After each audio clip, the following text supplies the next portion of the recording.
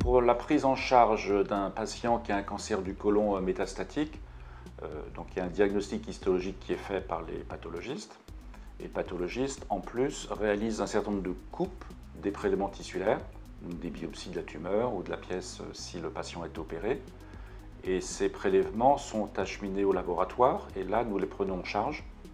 Donc nous récupérons l'ADN qui est contenu dans ces échantillons tissulaires et nous utilisons cet ADN pour rechercher des altérations génétiques.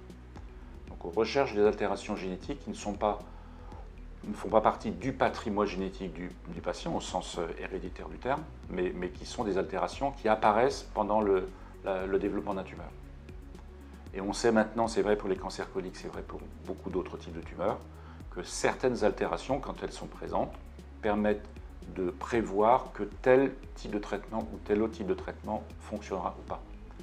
Donc aujourd'hui, il y a une principale altération qui est recherchée, qui permet de prédire l'efficacité d'un traitement ciblé, qui est à la base d'anticorps monoclonaux contre un récepteur, qu'on appelle récepteur LGF.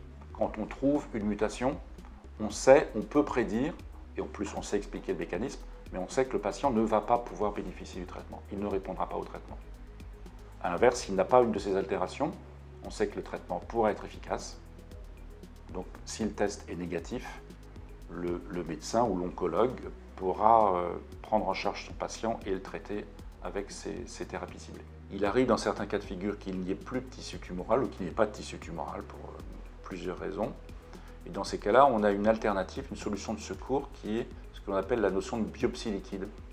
Dans un prélèvement sanguin, on est capable de détecter de l'ADN qui provient de la tumeur du patient. Alors nous avons tous de l'ADN circulant, mais un patient qui a une tumeur, c'est vrai pour le cancer du côlon, c'est vrai pour tous les types de cancers, aura en plus de l'ADN normal qui va circuler à l'extérieur des cellules, de l'ADN qui proviendra de la tumeur.